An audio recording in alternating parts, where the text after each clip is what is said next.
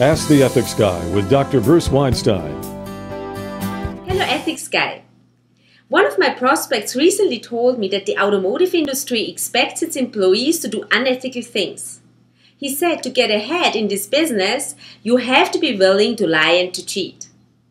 Why are people willing to compromise their own integrity to succeed in business? And now I would like to ask this question in German. Hallo Ethics Guy. Neulich hat mir ein Interessent gesagt, dass von den Angestellten in der Automobilindustrie fragwürdiges Verhalten verlangt wird. Lügen und Betrügen ist an der Tagesordnung, wenn man in dieser Branche erfolgreich sein will.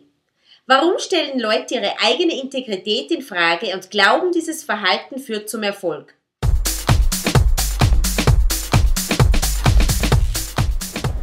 The dishonest used car salesman is one of the most enduring images in popular culture. You know the type. This is the guy who rolls the odometer back 20,000 miles, who tells you that the car that you're about to buy has just been driven once per week by an elderly woman on her way to church, and who sells you a car that turns out to be a lemon. You could practically teach an entire business ethics course based on the conduct of this shady character alone. The unethical used car salesman is a comic figure, but he is also a stereotype. It is a common view that stereotypes contain a grain of truth, but what they're really based on is prejudice. When we prejudge someone, we lump that person in with a group to whom we have attributed lots of negative characteristics. This is ugly, this is wrong, and this is unfair. Are there bad apples in the automotive industry? Of course there are. In fact, for the past 3 years, a Gallup poll has ranked car salespeople among the least trusted professionals. They are ranked lower than lawyers, bankers, and members of Congress. The only group with a lower rating is lobbyists. But a survey tells us only how people feel about a certain subject matter. It tells us nothing about whether those feelings are justified.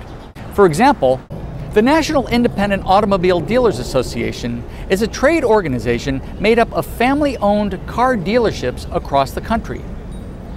Their Director of Education, Georgia Brown, told me that many of these dealers live in small, tightly knit communities, and no business could survive for long if it did not have the highest ethical standards.